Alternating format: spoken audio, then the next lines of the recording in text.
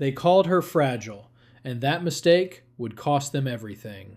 She crossed an ocean to leave violence behind, but the old training doesn't wash off. She didn't want this fight, and she gave them every chance to walk away. By the time the dust settled, 6 armed men would understand what it means to mistake stillness for weakness. The West had seen gunfighters before. It had never seen anything like her. Redemption Creek sat at the bottom of a dry valley where 3 trails crossed, and it existed because enough people had run out of supplies at the same point to justify building something permanent. The town was 2 streets of sun-bleached timber, a livery stable that smelled of horse sweat and old leather, a general store with a false front that had begun to sag, and the Silver Dollar Saloon, which served whiskey that could strip paint, and stew that tasted like the cattle had deserved better. The wind carried dust through the gaps in every wall, and the people who lived there had stopped noticing. The woman who swept the floor of the Silver Dollar every morning had arrived on a supply wagon 3 years earlier. No one knew exactly where she'd come from, and no one asked.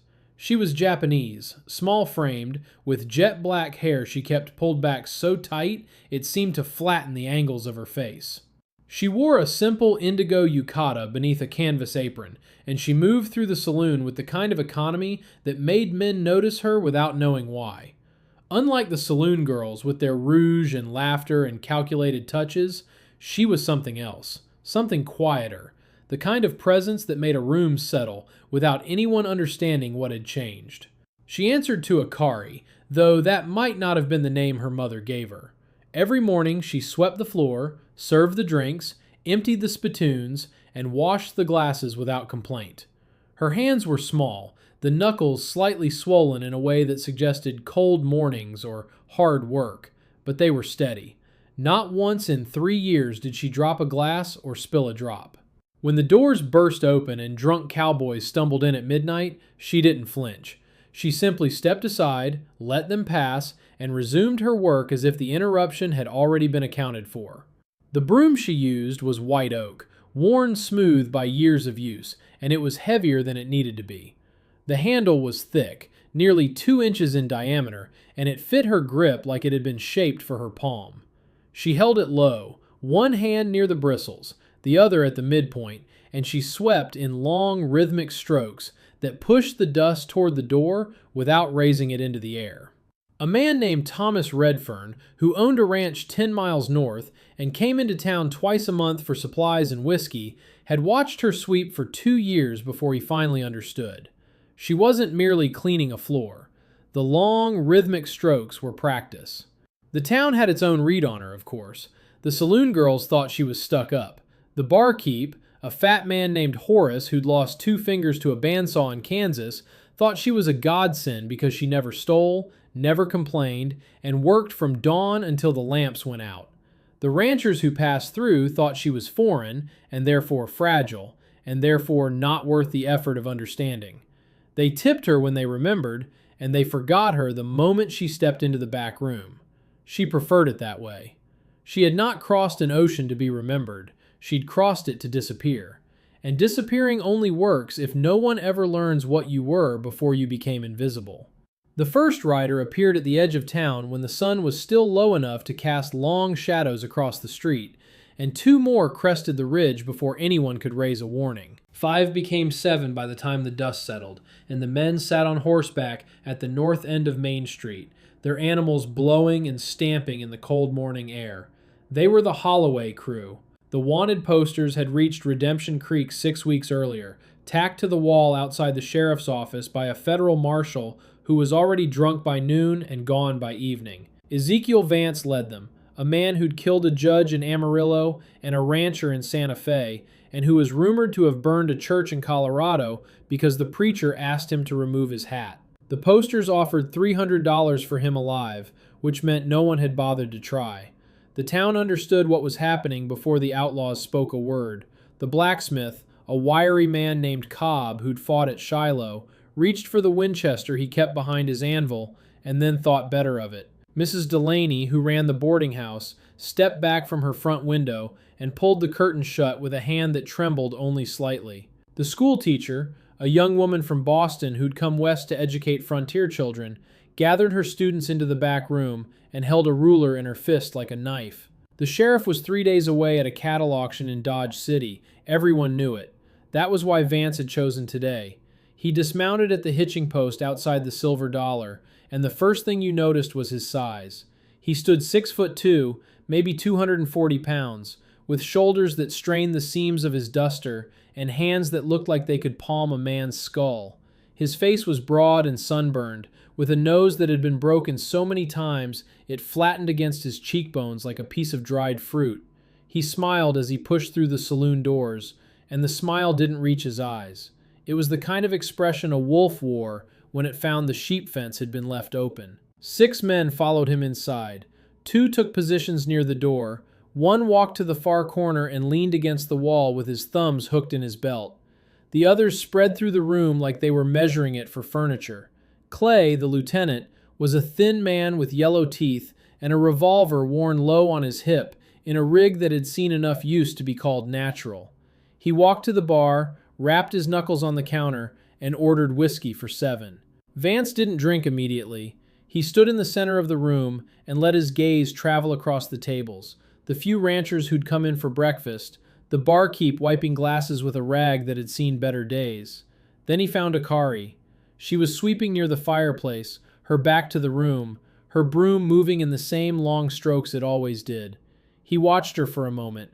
Something in the set of her shoulders, the angle of her neck, the absolute stillness with which she held herself, seemed to amuse him. He crossed the room, his boots loud on the boards, and stopped 3 feet behind her. She didn't turn around. She didn't stop sweeping, but the hand at the midpoint of the broom handle shifted almost imperceptibly, sliding an inch higher, and her weight transferred from her back foot to her front in a way that was so slight, so practiced, that no one in the room would have seen it unless they'd been looking for it. Redfern, sitting at his usual table near the window with a cup of coffee he hadn't touched, saw it. He didn't know what it meant. He only knew that something had changed, and he understood, with a coldness that had nothing to do with the morning air, that the mistake these men were about to make would be measured in blood. Vance spoke to her back. His voice was loud enough to fill the room, loud enough to stop the other conversations mid-sentence. "Turn around, girl! A man wants to look at what he's buying." The silence that followed was absolute. The barkeep's rag stopped moving. The rancher at the corner table set down his fork. Akari completed her stroke, pushing the dust into a pile near the hearth, and then she straightened and turned to face him. Her expression held no fear, no anger, only the same patient waiting she brought to every task. Vance looked down at her, and something flickered in his eyes. It might have been confusion, or recognition of a kind he'd never had to use before. He reached out and grabbed her chin with a hand that could have circled her throat. His fingers dug into her jaw, and he tilted her face toward the light from the window. "Well now, ain't you a pretty little thing?" The barkeep, Horace, set down his glass and stepped from behind the counter. His voice was higher than he wanted it to be. "Leave her be, she don't bother nobody." Vance didn't look at him. He didn't release Akari's jaw. With his free hand, he drew the revolver from his belt and reversed it, striking Horace across the temple with the butt in a single motion that was so fast it looked casual. The barkeep crumpled against the counter and slid to the floor, blood already welling from a gash above his ear. No one else moved. Clay started on the till. He kicked the cash drawer open with the heel of his boot and swept the bills into a canvas sack with the efficiency of a man who'd done this many times before. 2 of the outlaws moved to the tables, collecting watches, wallets, and a gold toothpick from a rancher who didn't resist because his hands were shaking too badly to try. Another outlaw walked to the piano in the corner and struck a single key, then another, then a discordant chord that rang through the silent room. Vance still held Akari's jaw. He was smiling again, the same wolf smile, and he was saying something about the quality of frontier merchandise and how a man got tired of the same stock. Akari didn't blink. She didn't pull away. She simply looked at him with the same empty patience she'd shown for 3 years, and something in that patience finally seemed to bother him. Thomas Redfern stood up. His chair scraped against the boards, and the sound was so loud in the stillness that every head turned. He was a tall man, lean from ranch work, with sun-darkened skin and hands that knew rope and leather and the weight of a branding iron. He didn't reach for the revolver on his hip. He simply stood there, looking at Vance with an expression that said he was done watching. "Let her go." Vance turned his head, just slightly, just enough to see who had spoken. Then he drew his revolver and shot Redfern in the leg without looking away from Akari's face. The crack of the gun was deafening in the enclosed space. Redfern folded, grabbing his thigh, blood spreading between his fingers as he collapsed against the table and then the floor. 12 seconds of stillness followed. No one breathed. The outlaw at the piano lifted his fingers from the keys and stepped back. Clay stopped counting money. The rancher with the gold toothpick stared at the blood on his boots and didn't move. Akari looked down at Redfern. The blood on the floorboards was dark and spreading, the same color as the indigo of her yukata.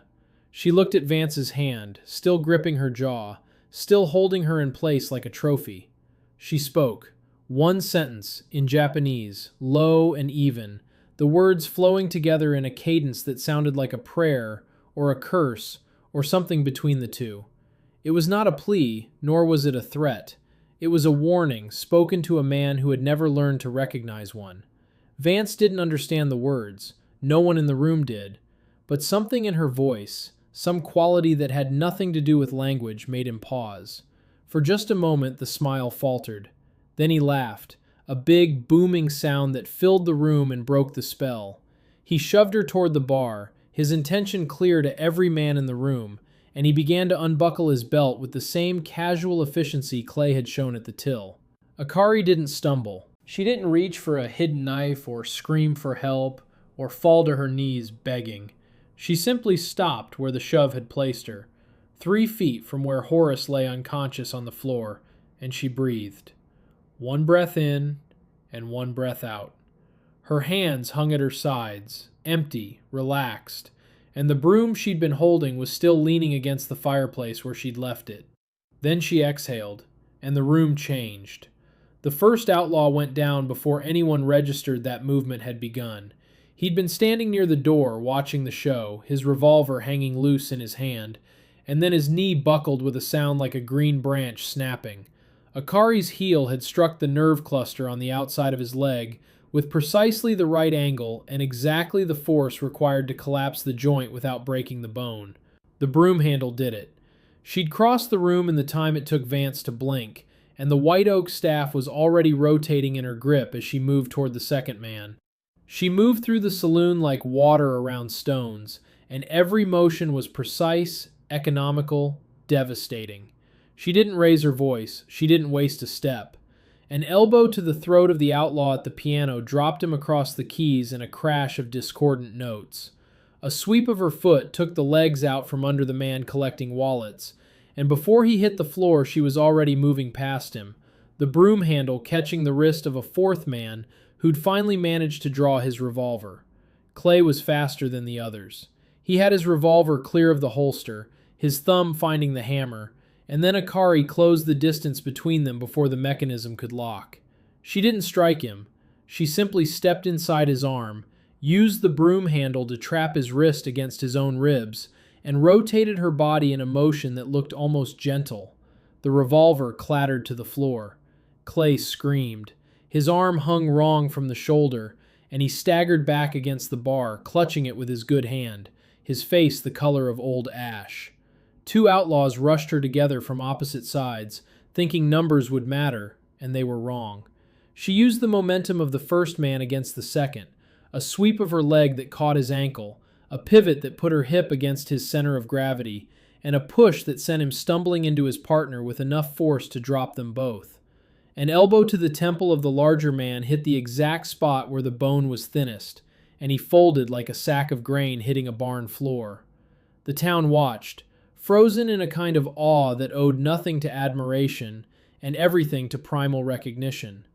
They were seeing something they didn't have words for. Redfern, bleeding against the leg of a table, watched with his jaw slack, his hand still pressed against the hole in his thigh, and he understood what the rest of them didn't. She wasn't fighting to win.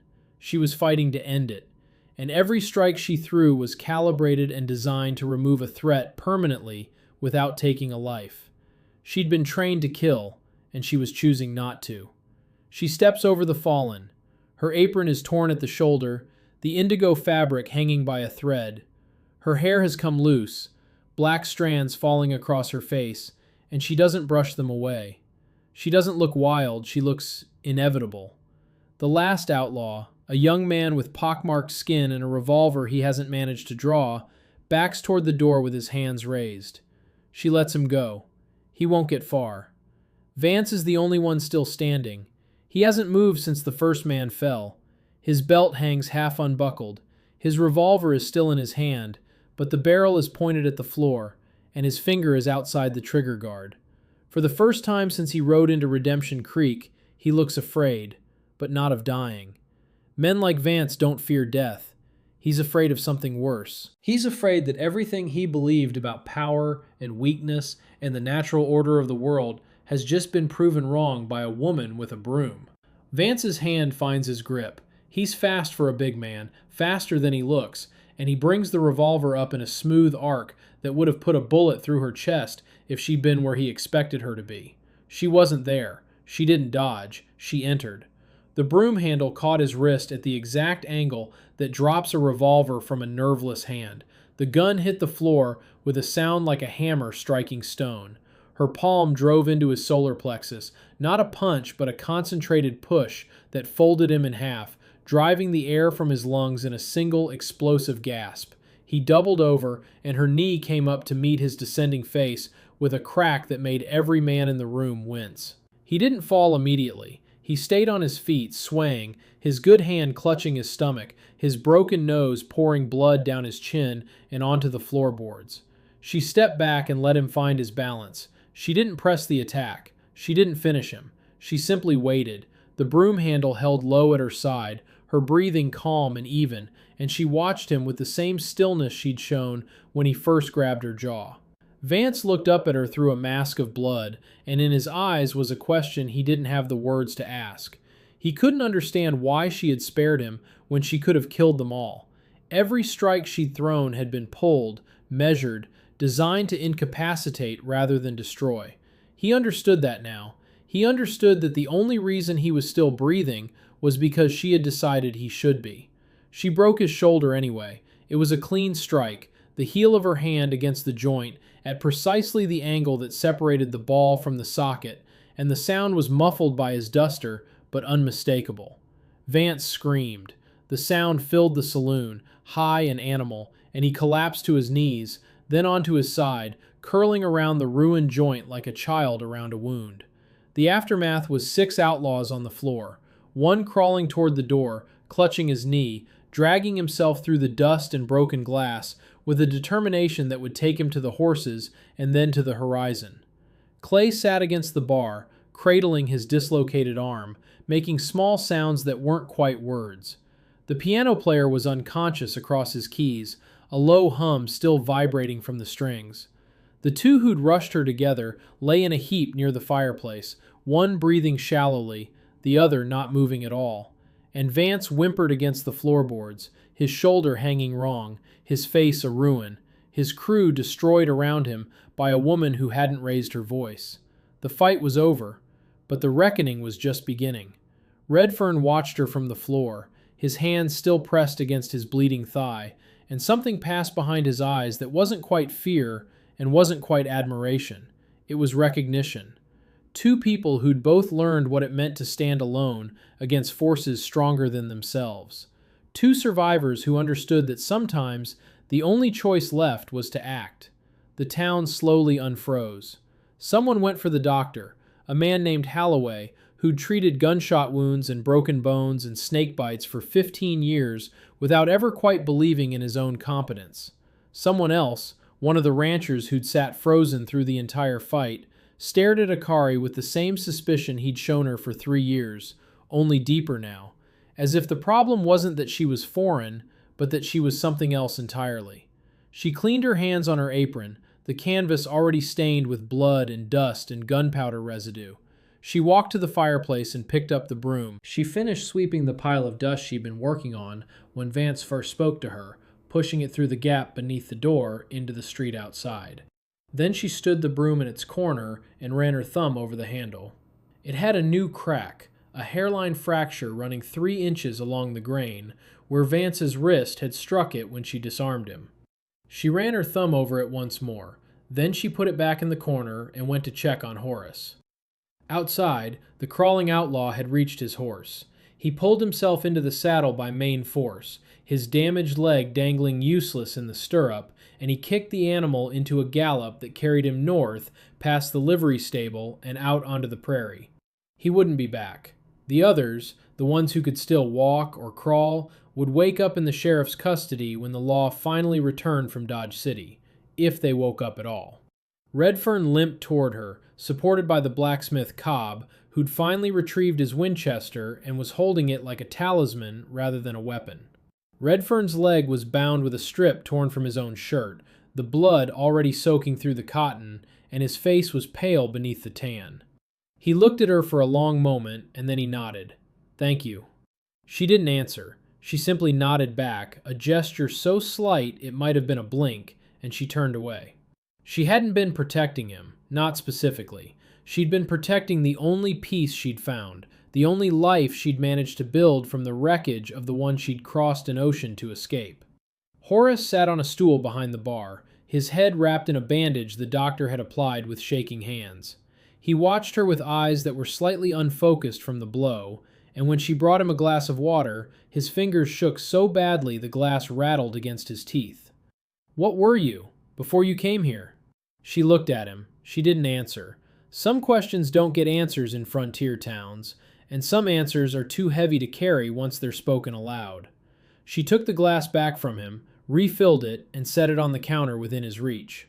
She went to the back room and changed her apron. The indigo yukata was stained at the hem where she'd stepped in Vance's blood, and she considered changing it, but she didn't own another. She tied the canvas apron over the stain and went to work preparing the evening meal, ignoring the broken furniture and fallen men still scattered across the floor. A child appeared in the doorway, a girl of maybe 8 with red hair and freckles who lived in the boarding house with her mother. She watched Akari work, her eyes wide and unblinking, and Akari found a piece of hard candy in the jar Horace kept on the counter. She held it out. The child took it and ran, then stopped 10 feet down the street and turned to stare again. Night fell slowly, the way it does in high desert country, the light lingering on the horizon in bands of orange and purple long after the sun has dropped below the mountains. The saloon reopened, quieter than before. The ranchers who came in for their evening whiskey drank with one eye on the door and one eye on her, and their conversation was subdued, full of gaps and silences where laughter used to be. Redfern returned at closing, after the doctor had dug the bullet from his thigh and pronounced him lucky the bone was intact. He didn't ask questions. He didn't demand explanations. He simply sat at the bar and ordered coffee, and she poured it from the pot she'd kept warm on the stove. He wrapped his hands around the cup and breathed in the steam, and they sat together in the empty saloon, with the chairs stacked on the tables and the lamps turned low. Something passed between them. It wasn't trust, not yet, but it was the possibility of it. They'd both learned that survival isn't about being safe. It's about being strong enough to choose who you become when safety is taken away. She locked the door behind him when he left. She stood alone in the darkened saloon, the cracked broom handle catching the moonlight through the window. And she didn't look fragile now. She looked like exactly what she was, a woman who'd chosen not to kill today, and who might not make the same choice tomorrow. Because the frontier had a memory longer than any ocean, and word of what happened in the Silver Dollar Saloon would travel farther than she wanted it to. The door clicked shut behind Redfern, and Akari stood alone in the dark, the cracked broom handle catching the moonlight. She'd crossed an ocean to leave violence behind. The frontier had other plans. If you want to see what happens when the next man mistakes her silence for surrender, hit that like button and comment your city. This story isn't over.